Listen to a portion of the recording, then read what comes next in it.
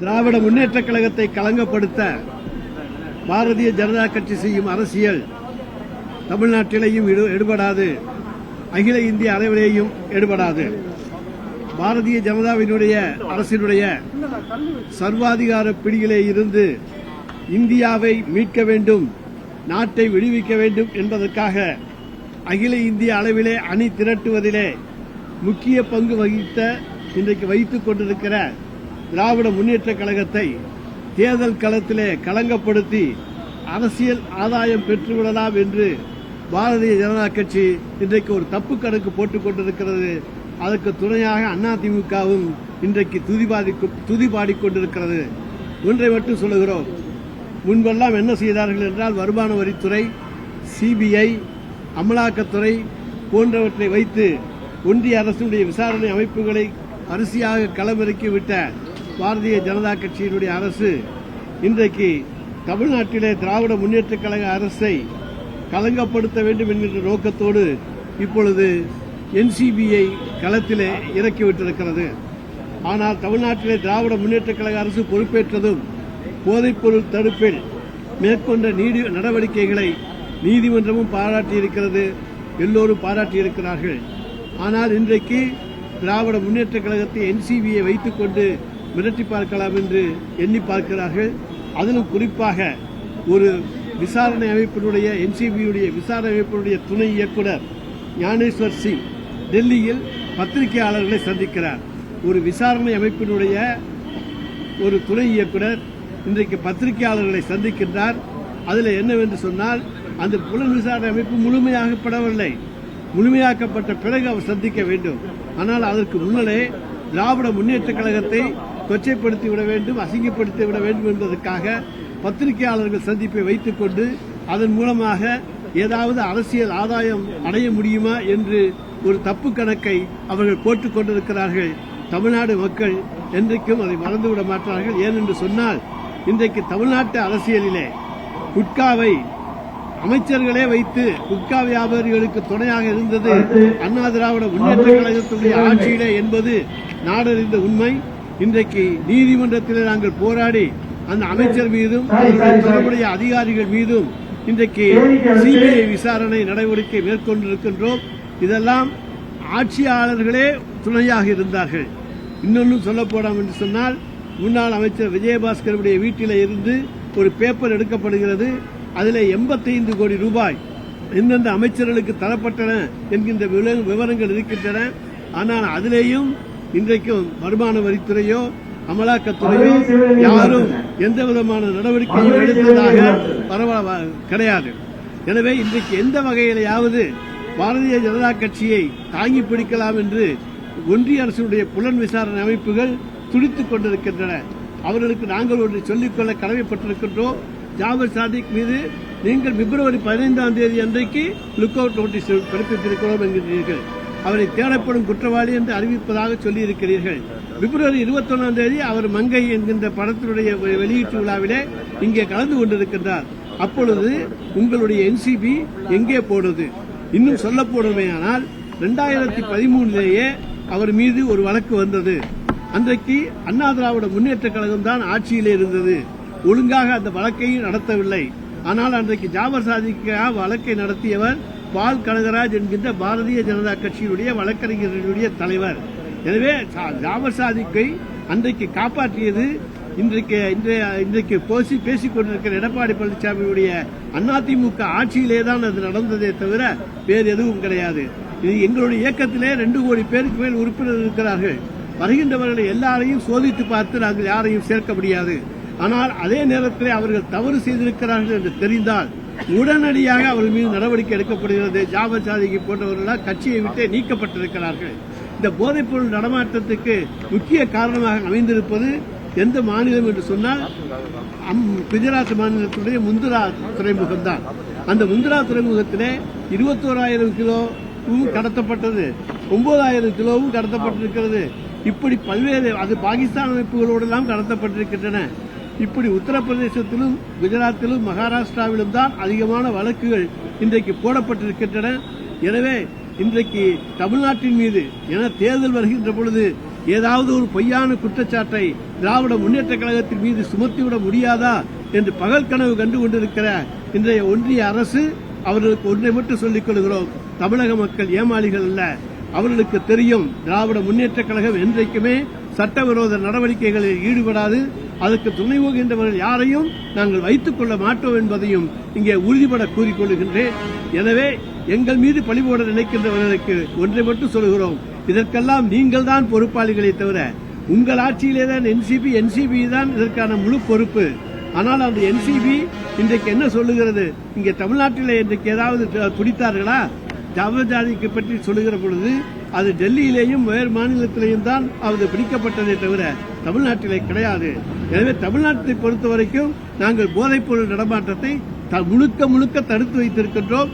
கஞ்சா பயிர் ஒரு சென்று கூட நடப்படாத மாநிலமாக, நோ கல்டிவேஷன், கஞ்சா கல்டிவேஷன் இருக்கக்கூடிய மாநிலமாக தமிழ்நாடு இருக்கிறது என்பது இன்றைக்கு உலகத்துக்கே தெரியும். எனவே அப்படிப்பட்ட இடத்தில் இருக்கக்கூடிய நாங்கள் நிச்சயமாக இங்கே போதைப்பொருள் நடமாட்டத்துக்கு உறுதுணையாக எந்த வகையிலும் இருக்க மாட்டோம்.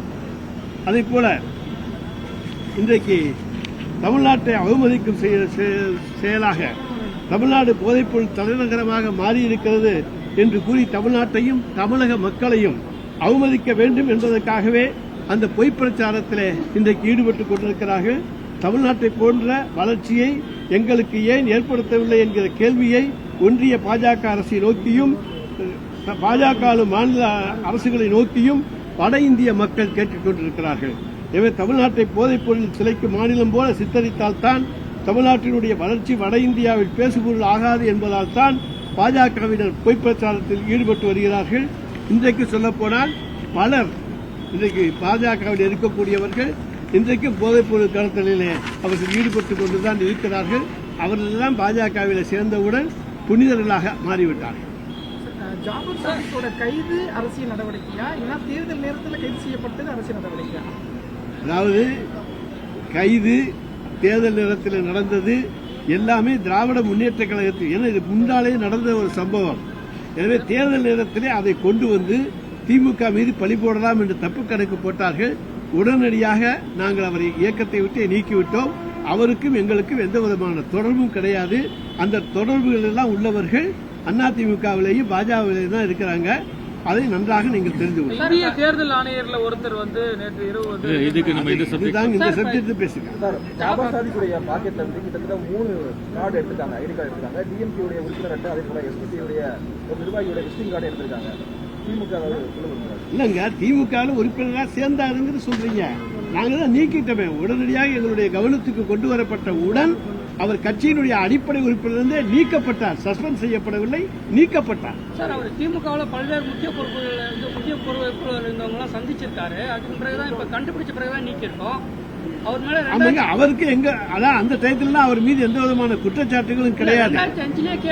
2013 அன்றைக்கு அது விடுதலை ஆகிவிட்டது. அதிமுக ஆட்சியினுடைய அவர் ஒழுங்காக அந்த வழக்கை நடத்தாத காரணத்தாலும் பாஜகவினுடைய வழக்கறிஞர் அதிலே தலையிட்ட காரணத்தாலும் அந்த வழக்கு விடுவிக்கப்பட்டது. அப்புறம் அது அந்த நாலேஜுக்கே வரல, அது வெளியே பரபரப்பாக பேசப்படவில்லை. இப்பொழுதுதான் அது கண்டுபிடிக்கப்பட்டது. 2 கோடி பேர்ல ஒவ்வொருத்தரையும் நாங்க பூத கண்ணாடி வச்சு அவங்கள பாத்துக்க முடியாது. கவனம் வந்த உடனே நாங்க அவங்க மேல நடவடிக்கை எடுத்துட்டோம். எங்களுக்கு அவருக்கு எந்த சம்பந்தமும் கிடையாது. வழக்குல இருந்து விடுதலை பண்ணதா சொல்றீங்க. அதுக்கப்புறமும் முதலமைச்சர் உதயநிதி அவருடைய சார், அந்த வழக்கே வெளியே தெரியாம நடந்த வழக்கு தான். வெளியே அந்த வழக்கு நடந்தது இப்பதான் தெரியுது. சார், அது எப்படி சார் சட்டத்துறைக்கே தெரியாம அவ்வளவு நாள் பொறுமையா இருந்தோம்? நம்ம வந்த பிறகு சட்டத்துறை நடவடிக்கை. அதாவது 2013 அதிமுக ஆட்சி. அதிமுக ஆட்சியில ஒரு வழக்கு நீதிமன்றத்தில் வருஷத்துக்கு 10 லட்சம் வழக்கு டிஸ்போஸ் ஆகுது. யார் யாரெல்லாம் குற்றவாளி, யார் யாரெல்லாம் நிரபராதி விடுவிக்கப்பட்டாங்கன்னு நாங்க நீதிமன்றத்துடைய கணக்கு வழக்குகளை எடுத்து பார்க்க முடியாது. உளவுத்துறை எதுவும் சொல்லலையா சார்? ஒரு முக்கிய பொறுப்பு இருக்கு, அயலகாணியில ஒரு முக்கிய பொறுப்பு கொடுத்திருக்கீங்க. அதாவது 2 முறை வந்து அவரு இப்போ அவருக்கு கேஸ் இருக்கு இல்லீங்களா, போதைப் பொருள். அதாங்க இப்பதாங்க புது கேஸ், முன்னால பழைய கேஸ். அது விடுதலை ஆனிச்சு. அது விடுதலை ஆனதுக்கு அதிமுகவும் பாஜகவும் தான் காரணமே தவிர நாங்கள் அல்ல. டெல்லியில பிடிச்சமா ஜெய்ப்பூர்ல பிடிச்சமான ஒரு குழப்பமா சொல்றாங்க. அவங்க வந்து எங்க பிடிச்சாங்கிறது நான் அவங்களே தெளிவா சொல்லல. அதுக்கு மேல பிரஸ் மீட்டை வச்சு குழப்புறாங்களே தவிர அந்த பிரஸ் மீட்டே தப்பு கொடுக்க கூடாது. ஒரு டெப்டி டைரக்டர் இன்வெஸ்டிகேஷன் ஸ்டேஜில் அதுவும் என்சிபியில இந்த மாதிரியான ஒரு பிரஸ் மீட் கொடுத்திருக்காருங்கிறது உண்மையிலேயே கண்டிக்க தகுந்த ஒன்றுன்னு வச்சுக்கலாம். சார், போதைப் பொருள் விற்பனை செய்யப்பட்ட அந்த பணத்துல வந்து கட்சிக்கு பணம் கொடுக்கப்பட்டதா சொல்லப்பட்டது. ஒரு பைசா கூட கட்சிக்கு தரப்படல. இப்போ கவர்னருக்கு கூட பெடிஷன் சார், ஏடிஎம்கே சார்பாக கவர்னருக்கு கூட பெடிஷன் கொடுத்துருக்காங்களே சார். அது அவங்க 2013 நாங்க கோட்டை விட்டுட்டோம்னு வேணா கொண்டு போய் கொடுக்கலாம். அவங்களோட எடப்பாடி பழனிசாமி நான் 2013 கோட்டை விட்டுட்டேன், சரியா கவனிக்கல அப்படின்னு சொல்லுவாங்க. நாங்க எங்களை பொறுத்த வரைக்கும் சட்டபூர்வமான நடவடிக்கைகள் அனைத்தும் எடுக்கப்படும். நிச்சயமாக குற்றவாளிக்கு துணையாகவும் போக மாட்டோம், அவரை காப்பாற்றவும் மாட்டோம், அவருக்கு சட்டத்தின் முன் நிறுத்தி தண்டனை வாங்கி தருவோம். சார், அந்த பழைய கேஸை திரும்பி நம்ம எடுத்து அரசாங்கம் நடத்த வாய்ப்பு இருக்கா? 2013 முடிஞ்சு போன கேஸ் அது என்சிபி, அது மத்திய அரசினுடைய வழக்கு. அவங்க தான் அதை எடுத்து நடத்தணும், நாங்க இல்ல. என்சிபி என்பது மத்திய அரசு போட வழக்கு, அவங்க போட்ட வழக்கு. இது அவங்க தான் திருப்பி எடுத்து நடத்தணும். 20 வருஷம் டிலே, 10 வருஷம் 11 வருஷம் ஆச்சுன்னு சொல்லி எடுத்து நடத்தணும்னா அவங்க தான் நடத்தணும், அவங்க விட்டுட்டாங்க. சார், இப்ப பல்வேறு பகுதிகளில் போதைப் பொருட்கள் வந்து இப்ப பறிமுதல் செஞ்சுட்டு இருக்காங்க. அதுக்கான என்ன நடவடிக்கை எடுக்கப்பட்டது? பல்வேறு பகுதியில் தொடர்ச்சியாக போதைப் சார் பொருள் தமிழ்நாட்டில் எடுக்கலையே சார். தமிழ்நாட்டில் நாங்கள் போதைப் பொருள் நடமாட்டத்தை அனுமதிக்கவே இல்லையே. தமிழ்நாட்டில் எங்கேயும் எடுக்கலையே. வெளி மாநிலங்களில் தான் எடுக்கிறாங்க. வெளி மாநிலங்கள் எடுக்கிறதுக்கு அந்த மாநிலத்து அரசுகளும் மத்திய அரசு, ஒன்றிய அரசு தான் நடவடிக்கை எடுக்கணும். நாங்கள் எப்படி எடுக்க முடியும்? சார், இப்போ சாபர் ஜாதிக்கு மேல வந்து மத்திய அரசு நடவடிக்கை எடுக்கிறதுல நமக்கு எதுவும் ஆட்சேபனை யார் எப்படி எதுக்கு ஆட்சேபனை சொல்ல போறோம்? நாங்க தான் அவரை எங்களுடைய இயக்கத்திலே இல்லைன்னு நீக்கியாச்சு. மத்திய அரசு வந்து நல்ல தகுந்த சாட்சியங்களோட அவர் மீது வழக்கு தொடர்ந்தால் மிக மகிழ்ச்சி, அதை செய்யட்டும். சார், இப்ப எதிர்கட்சியில் கேட்கறது என்னன்னா, ஒரு கட்சியில் இருக்கும்போது ஒரு முக்கிய பொறுப்புல இருக்கிறாரு, இப்படி ஒரு குற்றச்சம்பவத்தில் ஈடுபட்டது வந்து கட்சி தலைமைக்கோ இல்ல அரசுக்கோ உளவுத்துறை வந்து ஒரு எந்த தகவலுமே சொல்லலையா? நான் இருக்கிறதா, நான் என்ன பண்றேங்கிறது வெளியே வர்ற போதுதான் தெரியுமே தவிர 3 வருஷமா இந்த குற்றச்சம்பவம் நடந்துட்டு சார், உளவுத்துறை அரசு கவனத்துக்கு கொண்டு வரவே தமிழ்நாட்டில் நடக்கலைங்க. தமிழ்நாட்டில் ஏதாச்சும் நடந்திருக்கா? தமிழ்நாட்டில் நடந்திருந்தா தான் அரசினுடைய கவனத்துக்கு வரும். தமிழ்நாட்டில் எதுவும் நடக்கலையே. நடக்காத போது அந்த குற்றச்சம்பவமும் வெளியே வந்தது இப்பதானே. குற்றச்சம்பவம் முன்னாலே வந்துருந்துச்சுன்னா நாங்க அதை உஷாராயிருப்போம். அதனால ஒன்றும் பிரச்சனையே கிடையாது. இங்க தமிழ்நாட்டில் நடக்கல, அதனால எங்க கவனத்துக்கு வரல.